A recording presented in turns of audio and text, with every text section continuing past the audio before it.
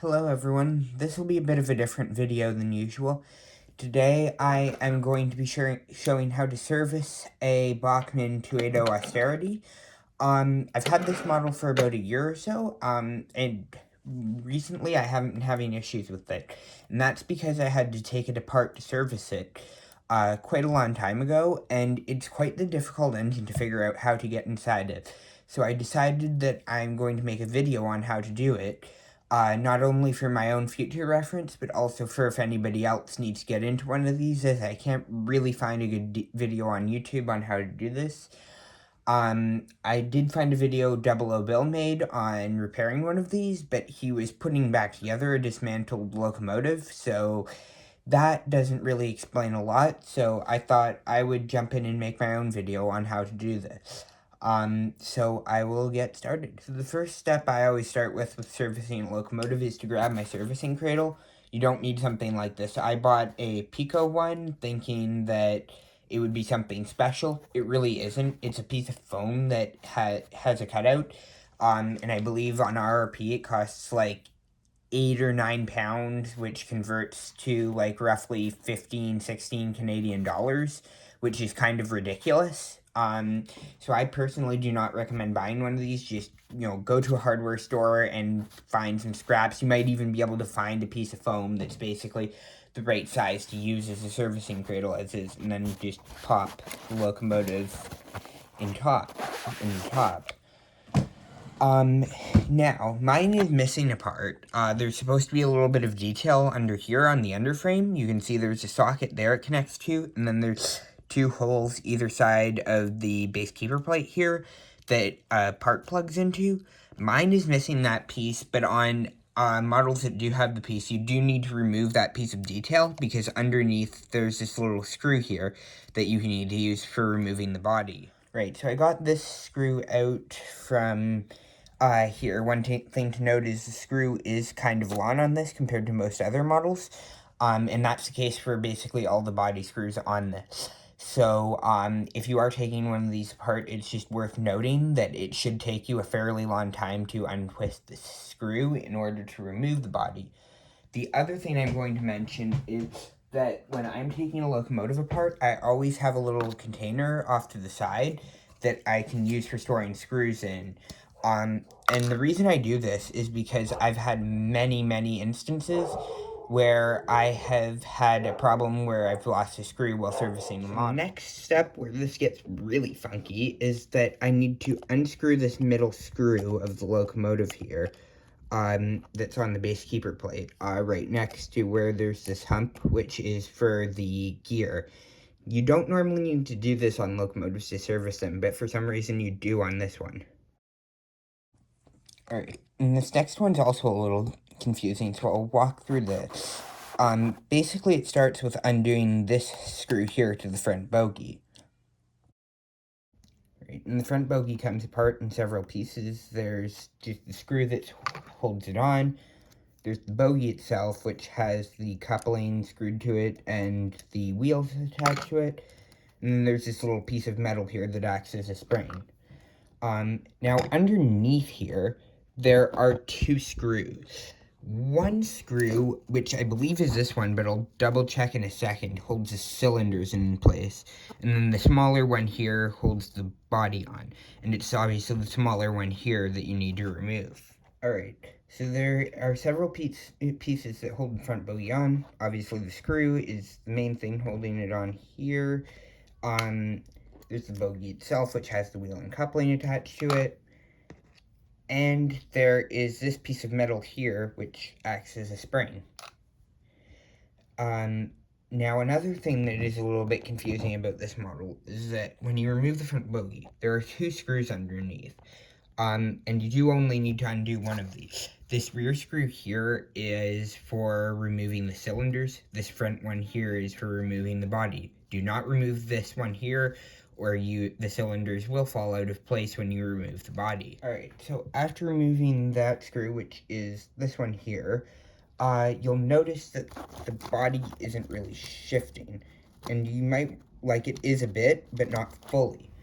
And that confused me for absolutely hours the first time I tried taking this model apart. And the reason for this is that on both sides of this locomotive, there's this little piece of the valve gear here that wraps through the running plate and goes back down again. And it's on both sides of the locomotive. And in order to remove the body, let me just move my tripod here. You need to get a flat-bladed screwdriver, like this one, and pry this little thing out of the way. You sort of have to push it in and out a bit until it gets into a position that you can slide the body off. Now, this is very hard to do, in my opinion. It's not exactly easy. It's easier after you've done it once, because normally it'll stay a little bit out of place, so you can do it again more times easily. So I'm not going to record this bit, just because it is way too hard to do that in front of a camera. If you have any questions, if you're trying to do this yourself, please leave me a comment, and I can try and help you more. But yeah, this part of the process is not easy, and I do not want to have to try and do it in front of a camera. Right, so as you will have seen from the time-lapse, it's not impossible, it's just very fiddly, and it was going to be too hard to do it, with my tripod and camera in the way. If you look inside the boiler, there's a big, huge weight in it, and the running plate is made of die-cast, which is what gives this locomotive its weight. And then right here, this is a slightly older version of the model. It's not the most recent version. And you've got this motor here. It's a 3-pole motor. It really doesn't run the best if you don't service it. And you'll see up here as well, there's just a normal circuit board. There's no DCC socket inside this locomotive. Eventually I am going to DCC fit this locomotive. I won't be doing that today, and I don't have a tutorial on how to DCC fit a locomotive. There are many other channels that do. By DCC fit, I mean hardwire, not with an 8-pin plug or next 18 or 21 pin or anything like that. Those are very easy. Hardwiring a locomotive is a little more complicated. If anyone wants to see a video of how to do that on this channel, leave a comment and I will do that in the future. Now, this locomotive I lubricated not that long ago, so I'm sorry, I had to make a cut there. What I was about to say is that, I've lubricated this recently, so I don't need to do it again, but simply just put some oil.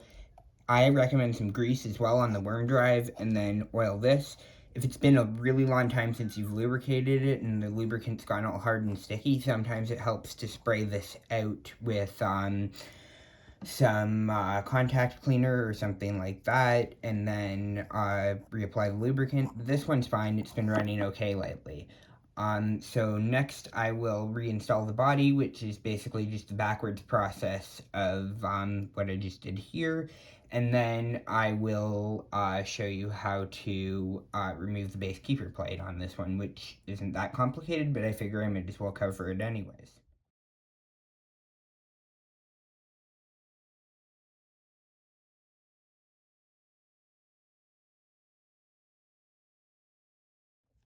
Alright, so the body's back on the locomotive nice and secure, which is great. Now I'll just show how to take the base keeper plate off. And in order to remove the base keeper plate, you just need to undo these 3 screws here, here, here. And I forgot as well, I put these 2 actually back in for the body, or that help hold the body on. They're also holding the base keeper plate on, so those need to be removed as well.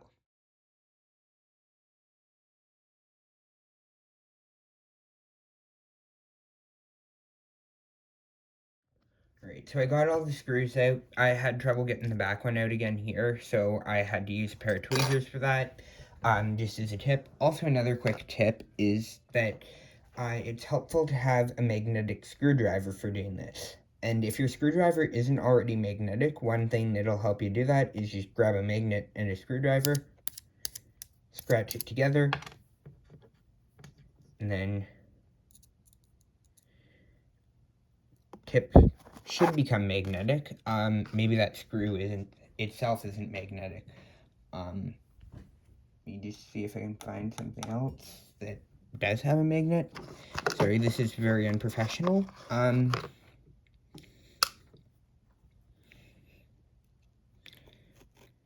Okay, this screw has a magnet in it, but for some reason the others don't. As you can see, screwdriver is holding onto that screw perfectly fine because it's now magnetized. Alright, so remove it. Very simple. You just have to be careful because there are wires connected in the back. It doesn't have spring-loaded contacts. You can just pivot it away. There's lots of slack in the wires, and clean the axles. There are no separate bearings on these wheels, so that makes servicing nice and simple. I'm personally not sure that bearings really make a difference to performance anyways. I know lots of people think they do. I'm uncertain, so I'm not going to really comment on that. And as you can see, these two axles are sprung as well. If you find that the springs aren't springing very well, it helps to take the wheels out. And then the springs are separate little pieces of metal here. You can pull them out and then clean them as well as the spring and make them spring better. One other note is that you should also oil the valve gear on this model and any other model of a steam locomotive you have. That just helps ensure that the rods are moving smoothly. That's especially important when, like most steam locomotives, you only have one geared wheel, meaning that the coupling rods are actually transferring the power. So I'll get the base keeper plate back on and then test run the locomotive. So I will add just one other note here before going down to the track, because I forgot about something as well. The drawbar on the tender here, it has a hole for a screw here. The other end connects to a peg that is on the tender right here. And in order to put the drawbar in place, the rear screw right here on the locomotive needs to be loose while you put the drawbar into place in the back. So I need to unscrew this and put the drawbar back in place. Just adding that as a note in case anyone else is confused. Right, so I'm down here on the track just behind my layout. I don't think I've really showed my layout off properly in a video before, but basically, I'll just show it now so that people know. It's all in the front like this, and then there's this big mountain that goes all the way across it, and in the back there's an access area where I can set up trains. I'm planning to add some points here just for storing some contests and stuff. And then it's also where I test locomotives in any of my reviews, just because there's no other distractions really. So just testing this locomotive to see if it's working properly. And it would help, of course, if I switch my controller to DC instead of analog. If you want to know how to do that, check out SMT Mainline's channel. He has a fantastic video on how to do that. Giving this a bit of power, and it runs. And it runs fairly okay for one of the Bachmann Austerities with the old motor. The newer versions have been upgraded to have a newer motor because these older ones don't perform the best. If you wish to do that, it's pretty easy to switch the motors just by getting a new one off Bachmann spare parts department. But for now, I'm fine with this one, but if I ever switch to DCC, chances are I'll probably want to upgrade the motor. Anyways, I'll get this hooked up to some cars, and then I will wrap the video up.